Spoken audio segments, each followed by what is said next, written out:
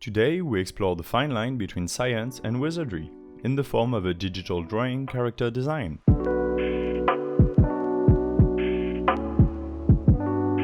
Well, hello there, I'm Détroit.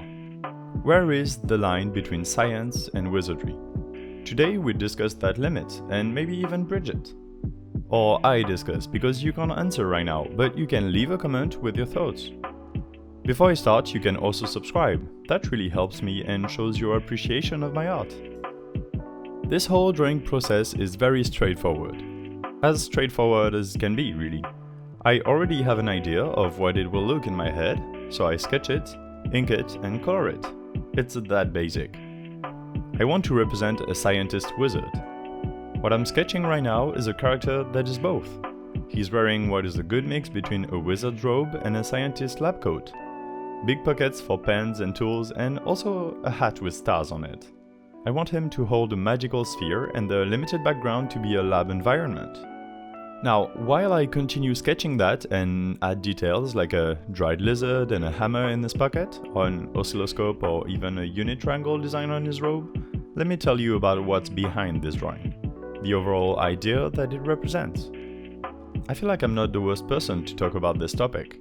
As a scientist myself, being paid to work in the lab and do experiments as my day job, I know a few things about science. More like, I know that the extent of science is incomprehensible and sometimes borders on magic. But I am also a storyteller, be it through drawing like this one, or fictional stories like the playlist that just appeared on top of the screen. I like to tell stories and fictions. Hell, I even have a web novel about a type of magic that has been ongoing for the past 2 years. And what have I learned doing all of that? Science and magic aren't actually that far apart. I mean, there was literally a time in history where scientists, or the approximation of that at the time, were considered witches and wizards and burnt at the stake. Oh wait, now I'm done with the sketch. Let's start inking with a textured inking brush. 100% opacity and pressure size on. Because the style is a bit cartoony, I'm not too precious about it, and I mainly focus on readable shapes. Alright, sorry, I have to stop my line of thoughts to talk about the drawing here and there. This is a speed drawing video after all. Where was I? Oh yeah, history. If you were to go back in time and tell anybody about the marvels that science and technology have brought to our hands in the past few years, anybody would scream magic at you. Flying in a plane? Hell no, magic. Having tiny people tell you the world news on your phone? Hell no, magic. You get the gist of it. So at what point does one consider it science or magic? It's all about context. Things take place whether or not we understand it. When people didn't know what lightning was, they thought it was a magical cloud daddy called Zeus who would have large-scale tantrums.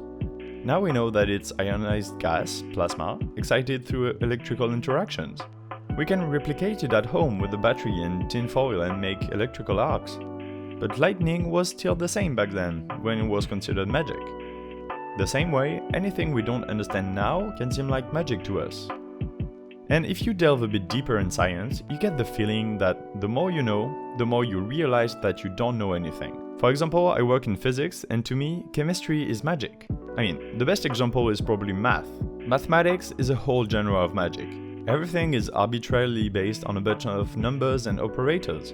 Who defined the unit to be one? Not the universe, but mankind. But from then you can go so far that math becomes purely abstract. But it is still the glue that keeps physics together. Equations and stuff are all abstract magic, but applied to systems of the real world, that gives us really good explanations as to what's going on. Now it's time to color our character. You know what? Give him a name in the comments. I want a name that works as well for a scientist and a wizard. For the coloring, I'm mostly using gradients throughout.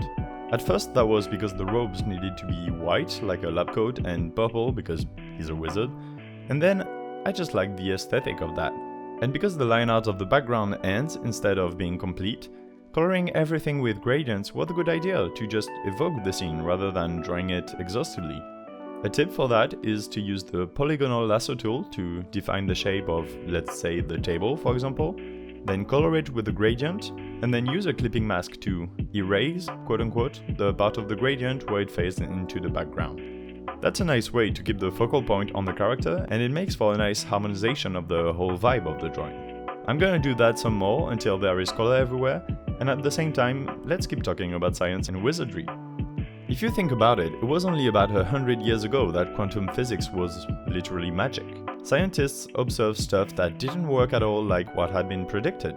And where there was seemingly no reasonable explanation for it at the time, then a change of paradigm in science appeared. A whole new domain of science was born, and now we have a relatively good understanding of it. More than turning magic into science, what is great about it is that science by definition has this incredible way of accepting facts. There is no opinion to be had on certain things, the facts are in front of you.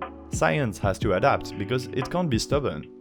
If a model works really good for thousands of cases, but one case breaks the model, then it means there is a flaw somewhere, and the model is only an approximation of the truth. You can't dismiss it just because it goes against what you want to believe. And that, I think, is the real magic of science. No matter what you think or want, it's there.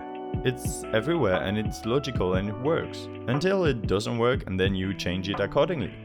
It's evolving every day, and just because sometimes it gets a bit too advanced, there's no reason for you to dismiss it because you don't understand it.